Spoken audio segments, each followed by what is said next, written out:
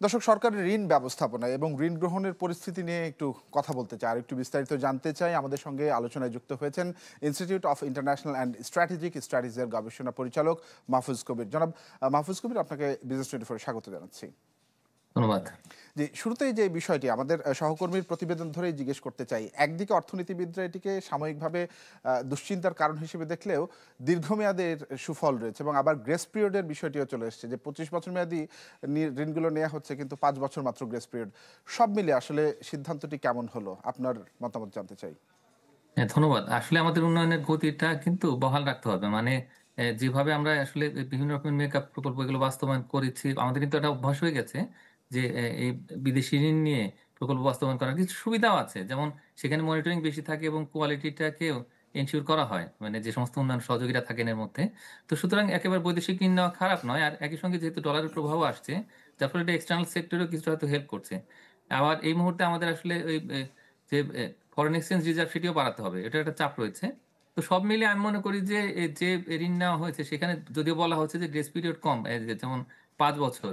তো গ্রেস পিরিয়ডের সময় কিন্তু সুদ পরিশোধ হচ্ছে ঠিকই। সুতরাং গ্রেস পিরিয়ড বাড়লেই যে সেটা ভালো হবে বিষয়টা এরকম নয়। সুতরাং আসলে দেখতে হবে যে আমাদের অর্থনীতির জন্য এই প্রকল্পগুলো প্রয়োজন কিনা।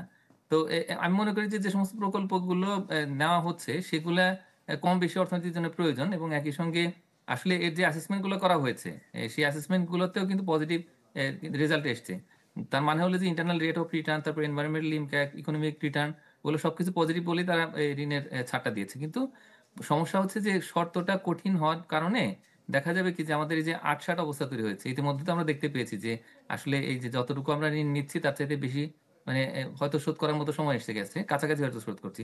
সব মিলিয়ে হয়তো যখন শোধ করতে থাকবো তখন একটা আমাদের মানে ওভারঅল একটা ইকোনমিক স্ট্রেংথ তৈরি হবে। এখন যেই ধরনের প্রকল্পগুলিতে আসলে এত ঋণ নেওয়া হলো, এত বড় পরিমাণ অঙ্কের, সেই প্রকল্পগুলোর সফলতা আসলে নির্ভর করে কিন্তু প্রকল্পগুলির বাস্তবায়নের উপরে। সেই জায়গাতে আসলে কোনো ধরনের জটিলতা রয়েছে কিনা আপনি কি মনে করেন? কারণ ওইগুলো যদি, ওখানে যদি আমরা সফল হতে পারি তাহলে তো আমাদের রেভিনিউটা জেনারেট হবে। এখানে একটা বড় চ্যালেঞ্জ থেকে যায়। হ্যাঁ, অবশ্যই বড় চ্যালেঞ্জ রয়েছে। তার কারণ এই যে প্রকল্পগুলো নেয়া হলো সেগুলো কিন্তু এই অন্তর্বর্তী সরকারের সময়ে বাস্তবায়িত হবে না। মানে তারা শুরু করে মাত্র হয়তো কিছু অ্যাসেসমেন্ট হবে, ফিজিবিলিটি টেস্ট হবে, কিছু হয়তো ইনিশিয়াল কাজ শুরু হবে। কিন্তু মূল যে বাস্তবায়ন সেটি হবে কিন্তু যে এই নতুন যে সরকার আসবে, যারা গণতান্ত্রিকভাবে নির্বাচিত তাদের সময়। এবং এই যে আমাদের যে টেন্ডার বাণিজ্য, আমাদের যে ঠিকাদারি বাণিজ্য, অর্থ পাচার, অপচয়, সেগুলার সংস্কৃতি কিন্তু পুরোপুরি আমরা কিন্তু মুক্ত হতে পারিনি। সুতরাং আগামী যে সরকারের সময় যখন এটা বাস্তবায়িত হবে তখনই কিন্তু মূল প্রশ্নটা থেকে যায় যে আসলে এখানে অর্থের অপচয় কতটুকু হবে জনগণের করের অর্থের মাধ্যমে বা এই যে বিদেশ থেকে যে অর্থটা আনলাম, তো সেটা যে কঠিন শর্তে, তো সেইখানে যেন আমরা কোন রকমের ব্লান্ডার না করি। মানে কোন রকমের যেন আসলে এখানে মানে দুর্নীতির আশ্রয় না দিই।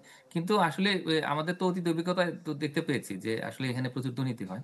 সুতরাং এইখানে আমাদের খুবই শক্ত থাকতে হবে যাতে করে দুর্নীতি না হয়, অপচয় না হয়। এটা হলে তাহলে সেক্ষেত্রে কিন্তু আর এইটার সুফল পাওয়া যাবে না। বাস্তবায়নটাও অতটা ভালো হবে না।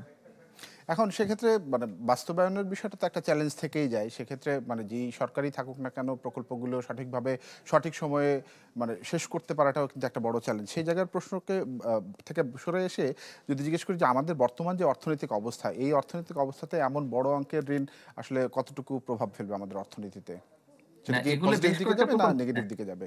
না বেশ কয়েকটা প্রকল্প কিন্তু রয়েছে এখানে। মানে একটা প্রকল্পে আমরা এবার ১.৫ বিলিয়ন দিচ্ছি বিষয় এরকম নয়।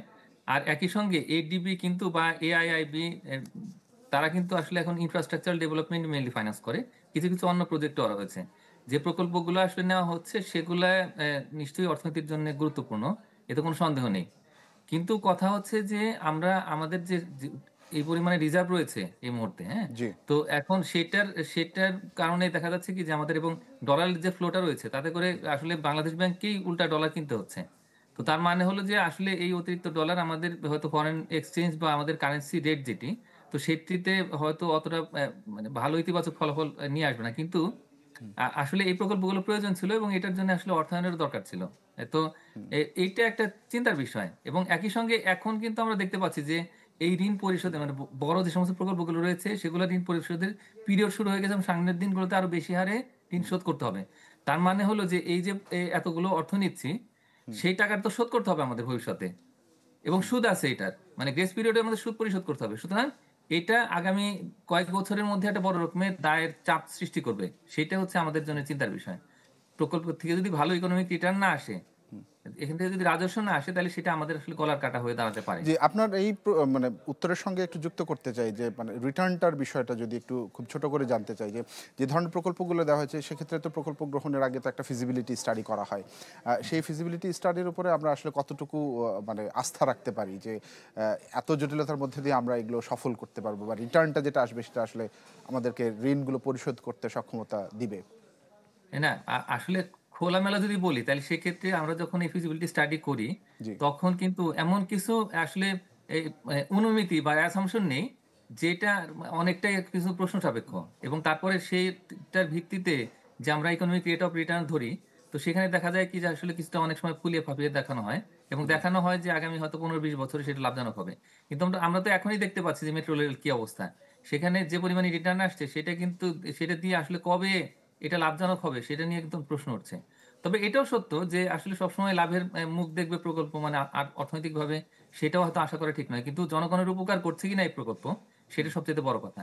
একেবারে দেশের একটা প্রত্যন্ত অঞ্চলে যদি আমরা এরকম একটা ইনফ্রাস্ট্রাকচার করি, বা কম গুরুত্বপূর্ণ অঞ্চলে যদি আমরা কোনো অবকাঠামো তৈরি করি, তাহলে সেক্ষেত্রে দেখা যায় যে ওইটার থেকে রিটার্ন যথেষ্ট না আসার সম্ভাবনাই বেশি থাকে। তো সুতরাং আমাদের ওই দৃষ্টিভঙ্গি আরেকটু থেকেও দেশটাকে দেখতে হবে। একটু ছোট্ট করে জানতে চাইবো। একদম ছোট করে, সময় খুব কম। ঋণের শর্তগুলো আসলে সহজ করা যায় না কেন অনেক সময়?